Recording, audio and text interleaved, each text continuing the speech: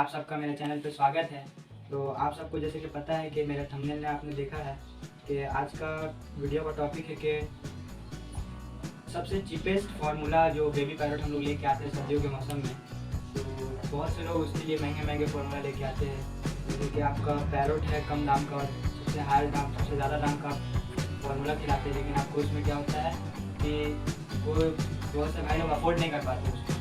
तो उसके लिए आज मैंने एक हफ्ता अपने बेबी पैरोट खाने के बाद आप सबके सामने ये वीडियो लाया है कि ये सबसे चीपेस्ट है और सबसे बेस्ट है। आप मेरे बेबी पैरोट को देखेंगे कि वो इसको खाने के बाद भी कितना हेल्दी और कितना फिट है आपको, और इसमें कितना एक बेबी पैरोट के लिए कितना क्या लगता है और कितना ड्रॉप न्यू प्रोटीन आप देते हैं अपने बेबी पैरोट को, और कौन सा सिरिंज कौन सा ये फीड कराने के लिए हम लोग यूज़ करते हैं वो भी देखेंगे। और ये चना की दाल जो खिलाया जाता है ये भी कितना मात्रा में देने का है, आज वो सभी आपको बेबी पैरोट को दिखाएंगे। तो सबसे पहले हम लोग स्टार्ट करते हैं ये नेस्टम राइस। तो नेस्टम राइस मैंने एक पैकेट से पहले ख़त्म कर चुका हूँ खिलाकर। तो ये नेस्टम राइस जो है वो अपने बेबी पैरोट को आप खिला सकते हैं, बल्कि बेबी पैरोट को नहीं और जितने भी छोटे टाइप के बर्ड्स हैं पैरोट है आप उसको भी खिला सकते हैं, जैसे फिंच हो गया और कॉकटेल हो गया, लव बर्ड हो गया, बजीज हो गया, ये सबको भी आप फीड दे सकते हैं। और मैं आपको दिखाऊंगा एक बजीज भी दिखाऊंगा जिसको मैंने इससे फीड करवाया है और वो फुल्ली टेम और फुल हेल्थ के साथ अच्छे फेदर क्वालिटी हर चीज़ के साथ। तो आपको दिखाते हैं कि कैसे बेबी पैरोट को फीड करते हैं और कितना मात्रा में पानी होना चाहिए और कितना नेस्टम राइस होना चाहिए। तो पहले हम लोग नेस्टम राइस को दिखाएंगे, तो चलिए देखते हैं।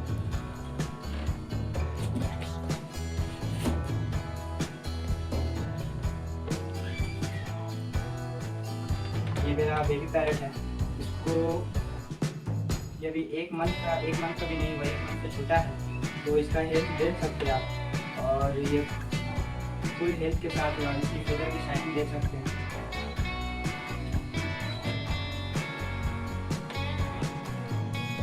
तो इसको दिखाते हैं कि इसको फीड बनाने के लिए हम लोग को क्या लगता है। तो आप सबसे पहले एक गुनगुना पानी कर लें। गुनगुना पानी में कम से कम आप इसका एक बेबी पैरोट के लिए आप कम से कम 20 ml सिरिंज आपको आपको सिरिंज लेना है जो 20 ml का हो, और 20 ml का अगर आपको सिरिंज नहीं मिलता तो आप 10 ml का भी ले सकते हैं। 10 ml का ले सकते हैं। एक बेबी पैरोट को कम से कम एक टाइम पे आपको 20 ml फीड करवाना है। तो ये 20 ml का सिरिंज और ये जो साइकिल में लगता है ना वो उसके ऊपर आप लगा सकते हैं, लेकिन मैं इसे बिना लगाए खिलाता हूँ। तो आपके ऊपर है। पैरोट के 2 टाइप के होते हैं कि वो एक खाते और एक नहीं खाते। उसके लिए ये है कि डायरेक्ट आप उसको फीड करा सकते हैं और इसको हटाने से आप हल्का फीड करवाएंगे। तो मेरा बेबी पैरोट है, इसको मैं हटा करके ही खिलाता हूँ। मैंने तो आपको सबके लिए दिखाने के लिए ही लगाया था, तो इसको मेरी ज़रूरत नहीं, मैं इसे हटा देता हूँ।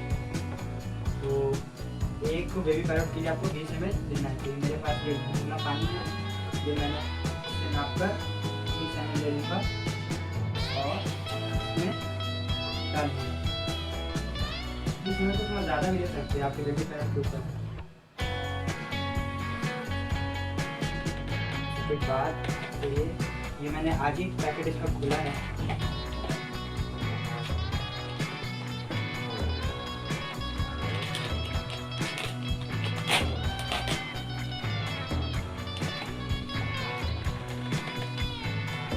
बीस ml में आपको एक चम्मच नेस्टम राइस का लेना है।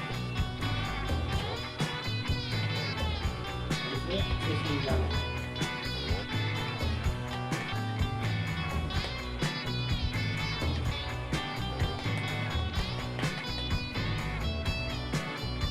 नेस्टम राइस का एक खासियत क्या है, वो पानी में जाने के बाद थोड़ी देर के लिए वो जम जाता है। जमने से बहुत से लोग क्या करते हैं, सोचते हैं कि बहुत गाढ़ा हो गया है, तो बहुत से लोग उसे पानी मिलाते हैं तो फिर कुछ देर के बाद वो खुद ऑटोमेटिक वो पतला लिक्विड में वो आ जाता है। तो फिर उस वैसे ही लोग उसे फीड करवा देते हैं, जिससे बेबी पैरोट का हेल्थ में बहुत फर्क पड़ता है। तो मैं यहाँ पर देख सकते हैं कि जैसे ये जमना शुरू हो गया, मुझे नहीं बहुत से लोग क्या करते हैं इस टाइम पर वो पानी मिला देते हैं, जिससे वो और ज़्यादा पतला हो जाता है, लेकिन पानी नहीं मिलाना है और मुझे न्यू प्रोटीन है। अगर आप नेस्टम राइस यूज़ कर रहे हैं तो आपको नेस्टम राइस के साथ न्यू प्रोटीन का लेना बहुत ज़रूरी है। ये जो हैंडफीडिंग का जो फॉर्मूला है वो तो जो आता है जो पैकेट में आता है उसमें तो ऑलरेडी तो डाइजेस्टिव सिस्टम का वो सारा कुछ इंजाम दिया रहता है, लेकिन इसको हम अलग से ऐड करते हैं, इसको आपको देना ज़रूरी है। तो एक बेबी पैरोट पे कम से कम आपको 4 ड्रॉप लेना है। एक बेबी पैरट के फीडिंग के लिए आपको 4 ड्रॉप लेना है। तो आप यहाँ पर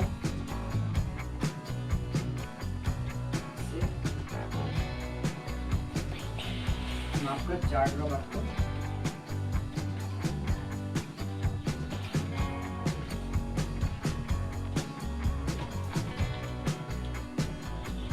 ड्रॉप लेने के बाद इसको अच्छे से मिक्स कर लें। आप देख सकते हैं कैसा ये पूरा गाढ़ा हो चुका है, जम चुका है। इसको अच्छे से मिलाने के बाद ऑटोमेटिक लिक्विड निकल जाएगा।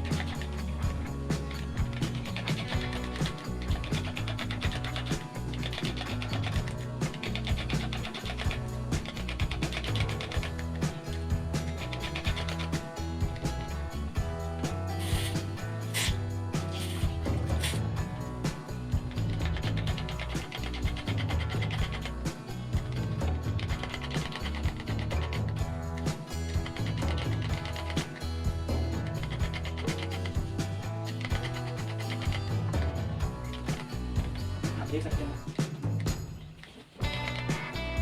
आप देख सकते हैं कैसे ये लिक्विड फॉर्म में आ चुका है। तो अब मैं इसे अपने ये सिरिंज में लूँगा और इसे भर लूँगा।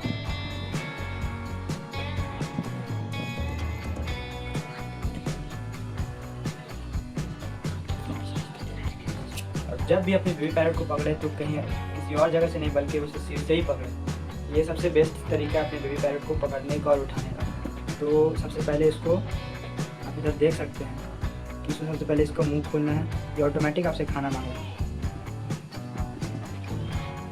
धीरे धीरे करके इसको फीड करवाना है।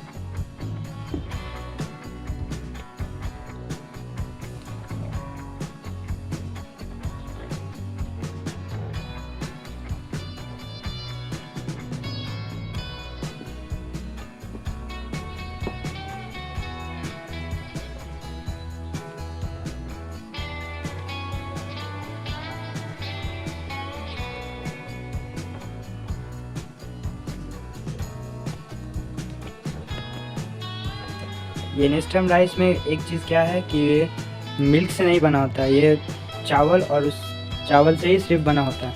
तो ये आप अपने बेबी पैरट को या किसी भी बर्ड को जिसके पेरेंट्स फीड कराना छोड़ दिए हैं तो आप उसे खिला सकते हैं, उसे बड़ा कर सकते हैं।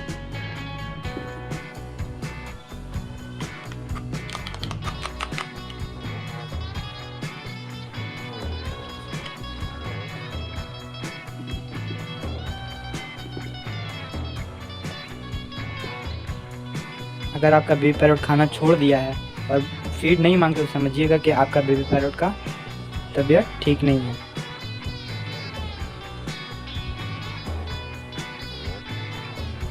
और एक मेरे पास पैरट है जिसको मैं आपको ये दाल खिलाकर दिखाऊंगा कि दाल कैसे खिलाते हैं और एक बेबी पैरट को कितना दाल खिलाना चाहिए।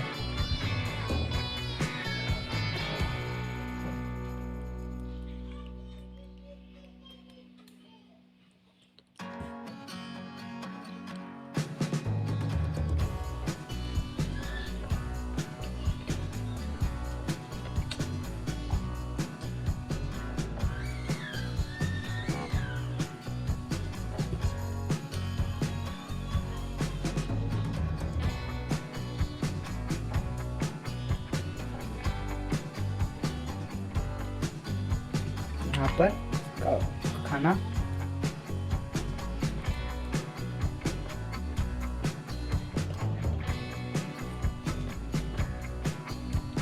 इसका खाना ख़त्म हो चुका है। और आपको एक ऐसा टॉवल रखना भी ज़रूरी है। आपको एक ऐसा टॉवल भी रखना ज़रूरी है ताकि वो आप अपने बेबी पैरट का ये खिलाने के बाद पोंछ सके। बाद दफ़ा क्या होता है कि आप खिलाने के बाद खिलाकर डायरेक्ट जिस पे रखते हैं उस पर आप डाल देते तो क्या होता है कि उसका फेदर चिपचिपा हो जाता है और फिर उसमें चींटी वगैरह भी लगने का डर होता है। तो ऐसे भी गर्मी आ रही है तो आप इसे हमेशा खिलाने के बाद पोंछ दिया करें। उसके बाद अब मैं आपको दूसरे पैरट को फीड करके दिखाऊंगा।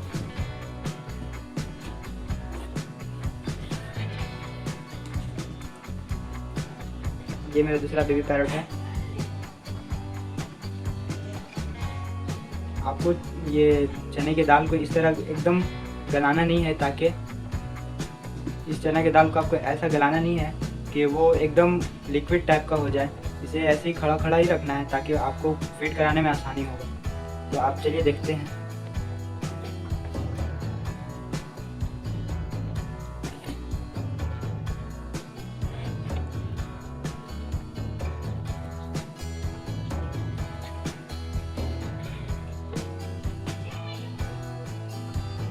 इसको ऐसे रखना है और ये 2 हाथ को ऐसे और यहाँ से डालते जाना, ये ऑटोमेटिक लेते जाएगा।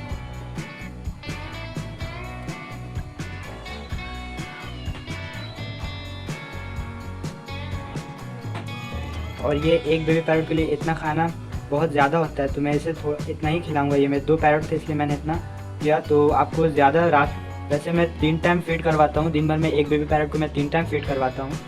और सुबह के टाइम और मॉर्निंग में और लंच में मैं इसे सिर्फ नेस्टम राइस ही देता हूँ। और रात के टाइम मैं इसे ये चना की दाल खिलाता हूँ और 5 ml या कभी 10 ml करके मैं इसे चना की दाल खिलाने के बाद पानी देता हूँ, जिसमें ये न्यू 15 मिक्स रहता है। तो मैं एक बेबी पैरट के लिए 3 से 4 ड्रॉप यूज़ करता हूँ और 2 बेबी पैरट के लिए मैं 6 से 7 ड्रॉप यूज़ करता हूँ। तो आपको इसे खिलाना है, इसको ऐसे ही खिलाना है।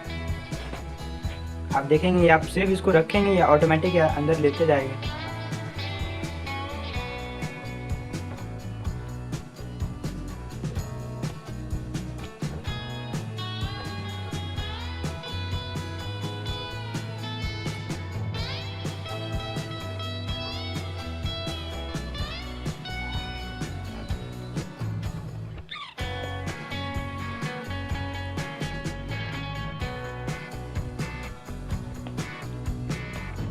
देखिए ये भी चना खाने के लिए बहुत,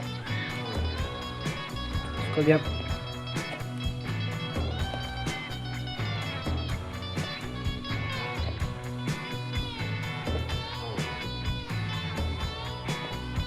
और बहुत से दोस्त क्या करते हैं कि वो नए तो बेबी पैरट लेकर के आते हैं, लेकिन उसको पता नहीं होता है कि उनको कि कैसे अपने बेबी पैरट को टेक केयर करना है, कब क्या मेडिसिन देना है और क्या खिलाना है और कैसे रखना है। बहुत से दोस्त, मेरे पास एक पैरट आया है, मैं उसे दिखाऊंगा कि उसका पैर जो उसको जो लाए थे उसने उनको रखा था एक फ्लैट जगह पे ही रखा था जहाँ पर उसका पैर फिसल रहा था। तो उस बेबी पैरट का क्या हुआ कि पैर पूरा जॉइंट खुल गया। तो उसकी अभी ट्रीटमेंट चल रही है। कुछ दिन के बाद अगर आप चाहें तो मैं उसकी भी वीडियो आपको बनाकर दिखा सकता हूँ, कमेंट में ज़रूर बताइएगा। और आपको मैं एक बजिस का बेबी भी दिखाऊंगा जो अभी बड़ा हो चुका है, उसको मैंने नेस्टम राइस से ही बड़ा किया है। और रात में अगर चना खिलाएं तो 5 ml या 10 ml ज़रूर उसको पानी ज़रूर पिलाएं। और जब भी रखें तो एक ऐसा बॉक्स पे ही रखें, कार्टून पे रखें और उसके ऊपर एक कपड़ा ज़रूर उड़ाएं ताकि कोई मच्छर वगैरह, कोई कीड़ा वगैरह ना हो। और मैंने तो इस बॉक्स में कभी कोई छेदा वेदा भी नहीं किया है एयर पास करने के लिए। जब भी मैं इसे बंद करता हूँ तो बंद करने के बाद इतना खुला छोड़ देता हूँ, ऊपर से एक कपड़ा उड़ा देता हूँ। आप यहाँ पर देख सकते हैं ये लोग का खाना कंप्लीट, इसका तो पोटा पूरा फुल हो चुका है, आप देख सकते हैं। इसको देख सकते हैं कि इसका पूरा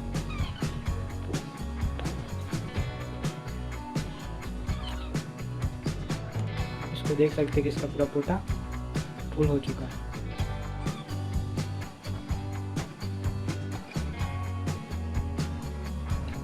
इसको बहुत जोर के भूख लगी है।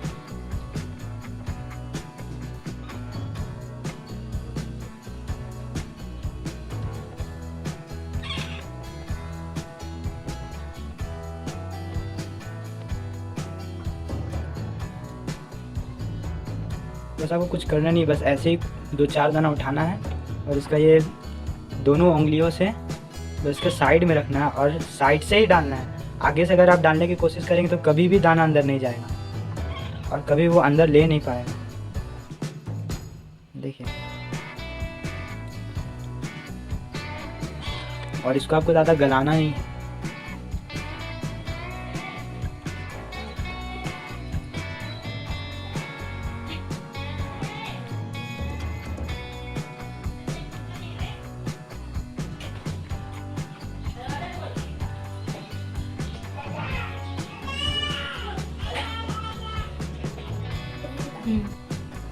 तो अब ये लोग का खाना पूरा कंप्लीट हो चुका है। आप देख सकते हैं कि दोनों का पोटा पूरा फुल हो गया।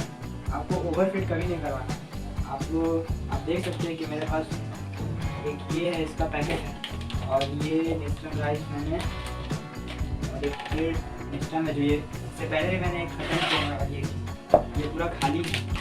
तो आप देख सकते हैं कि मेरे पास इसका हेल्थ की आप हेल्थ का चेक कर सकते हैं।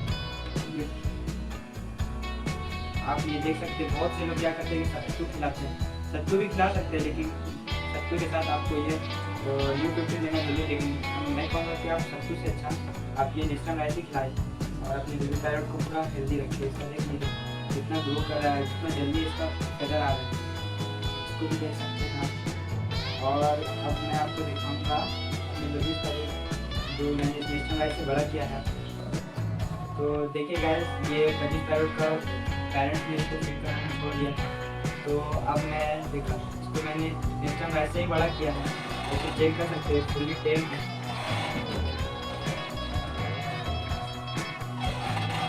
सेल फीड पे आ चुका है, आप देख सकते हैं इसको फुल्ली टेम।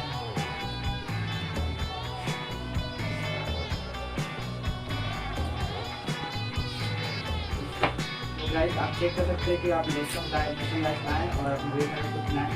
आप याद रखें कि एक बेबी पैरट के लिए 20 ml बहुत है और 20 ml के साथ आपको एक बेबी पैरट के लिए बस आपको 3 से 4 ड्रॉप ही लेना, उससे ज़्यादा नहीं लेना। और अपने बेबी पैरट को 3 टाइम ही फीड करवाना है।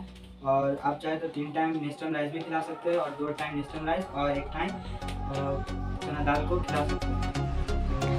और अपने बेबी पैरट को जब भी रखें तो एक कार्टून के बॉक्स पे ही रखें और इसमें लकड़ी का बुरादा ज़रूर याद से डालें। इसके अलावा आप पेपर कटा हुआ पेपर भी रख सकते हैं, लेकिन वो ज़्यादा सेफ नहीं है जितना सेफ आपका ये लकड़ी का बुरादा होता है।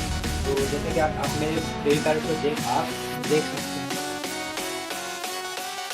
कि जितना भी बेबी पैरट के अंदर में जितना है वो बॉक्स के अंदर लकड़ी का बुरादा है। तो आशा करते हैं कि आपको ये वीडियो जरूर पसंद आएगी। तो लाइक करें, सब्सक्राइब करें और कमेंट करना जरूर ना भूलें।